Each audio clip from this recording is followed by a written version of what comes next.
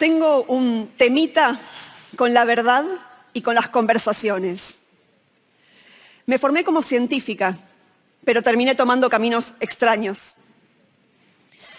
La ciencia es una manera de hacerle preguntas al mundo y de escuchar sus respuestas. Nunca sabremos todo, pero eso no quiere decir que no sepamos nada. Hay mucho que ya sabemos. Sin embargo, la evidencia a veces es dejada de lado a la hora de tomar decisiones o de formarnos una imagen del mundo.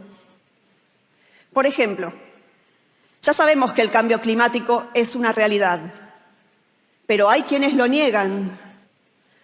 Ya sabemos que las vacunas funcionan y son seguras, pero también hay quienes dudan. Esa fue mi primera decepción. Las evidencias son necesarias, pero no suficientes. Con esto se me abrió un nuevo camino. Pensé que el problema era la educación, así que dejé el laboratorio y me dediqué a enseñar. Amo la docencia. El aula es uno de mis lugares preferidos, pero ahí encontré el mismo problema que antes.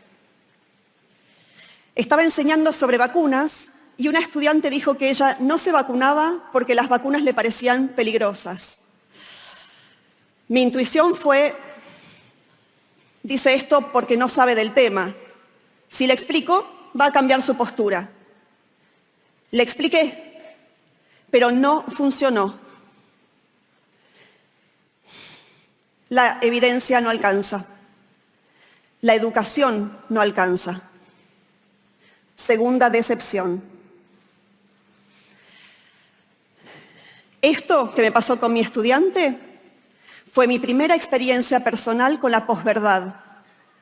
Eso que pasa cuando, aunque la información esté, se deja de lado y se siguen las emociones o las creencias. Con esto se abrió un nuevo camino. ¿Será un problema de comunicación?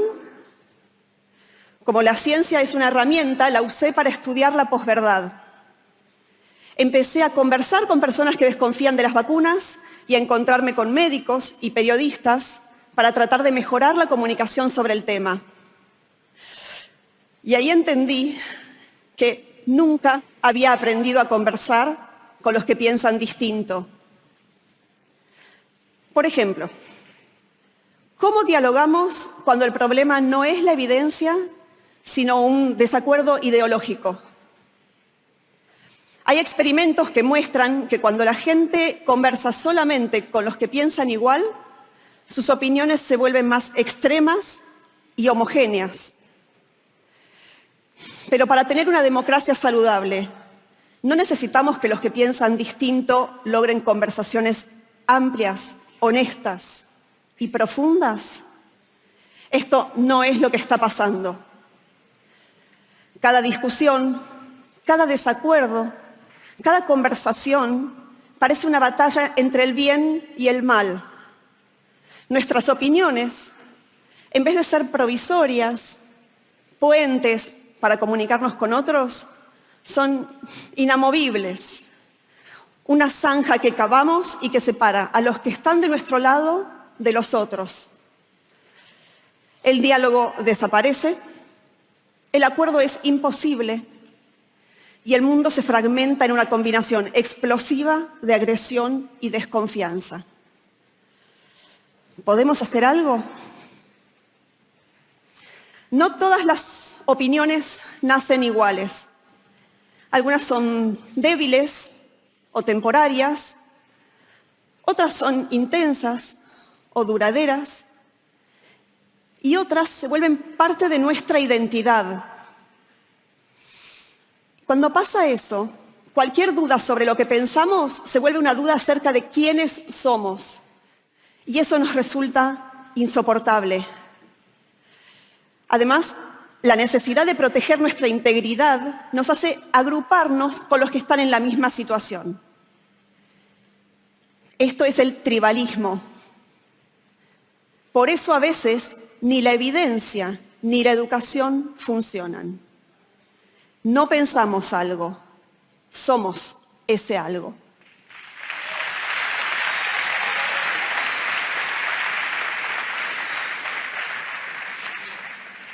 Les hago una pregunta. ¿Les pasó alguna vez de ir a una reunión social en donde hay personas que no conocen y pensar algo como, no sé qué piensa esta gente, mejor, de tal tema no hablo? ¿Les pasó? A ver, levanten la mano los que vivieron algo así. Mírense. El daño del tribalismo no es solo que genera un clima de conflicto permanente, sino también que genera silencios. Algunos nos retiramos del debate, pero no porque no tengamos opiniones o no nos importe lo que pasa. No somos tibios. Por el clima de agresión, porque las cosas no avanzan, por miedo, por hartazgo, por la penalización social del disenso, por uno o varios de estos motivos, abandonamos la conversación en silencio. Es un silencio ruidoso. Y así, la imposibilidad de dialogar hace que el número de voces disminuya, a veces hasta que queda una sola.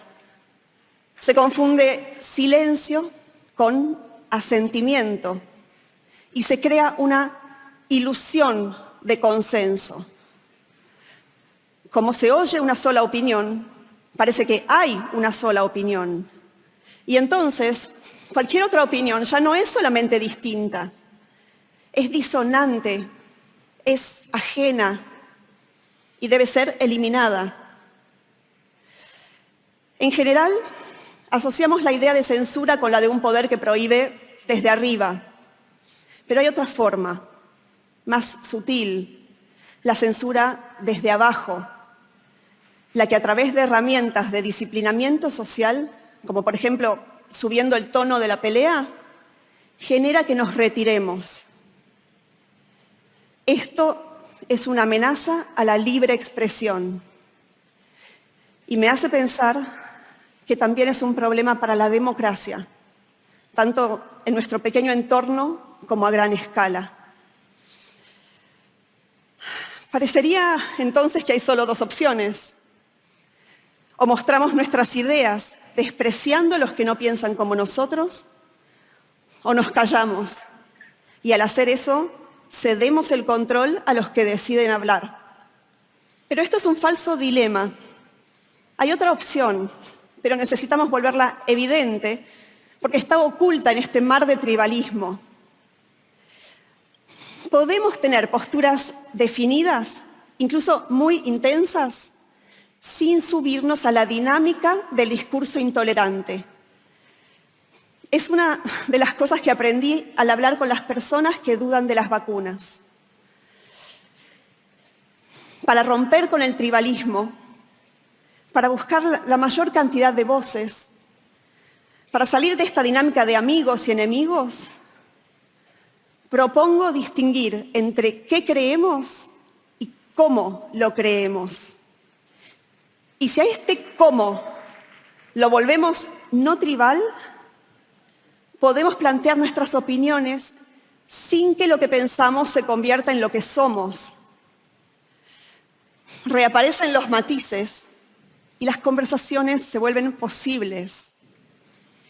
Y a partir de ahí se pueden construir consensos que son producto de lograr acuerdos a pesar de nuestras diferencias. Pero cuando hablo de estas ideas me suelen hacer algunas críticas.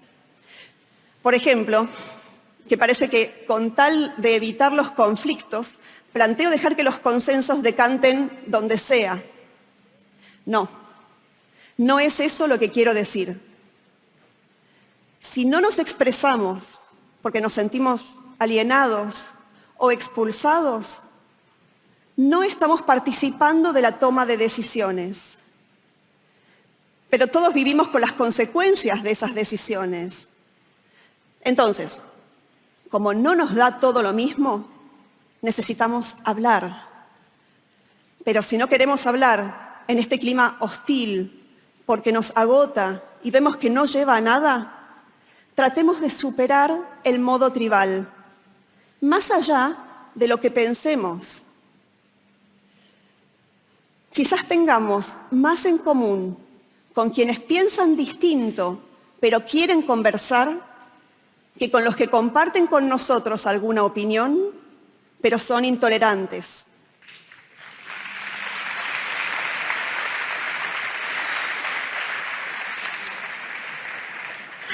También me suelen decir que no hay mucho que podamos hacer a nivel individual para salir del modo tribal, pero me parece que sí hay cosas para hacer, bien concretas, y tengo 3 sugerencias que podrían ayudar.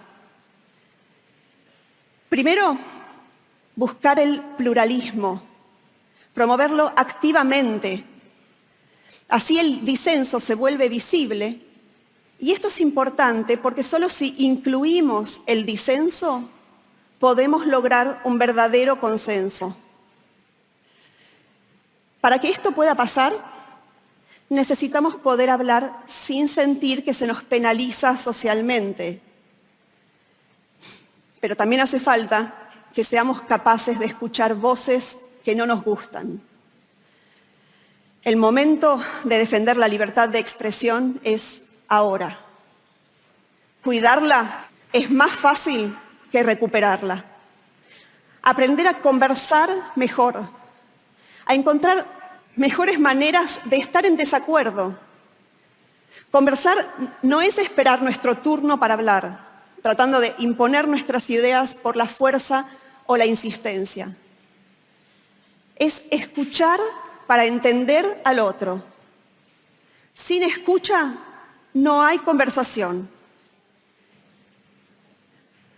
Tercero, separar las ideas de las personas. Bajo el tribalismo, atacar una idea hace que la persona se sienta amenazada, porque siente que se la ataca como persona. Pero con esa actitud, ¿cómo vamos a lograr mejorar las ideas? Necesitamos discutirlas para que sobrevivan las mejores. Las personas merecen respeto. Las ideas tienen que ganárselo. Los humanos somos inventores. En algún punto, en algún lugar, inventamos la idea de sentarnos junto al fuego a conversar. Y en un punto, las conversaciones y el fuego se parecen. Los dos están siempre entre 2 peligros, el de extinguirse y el de crecer de modo descontrolado.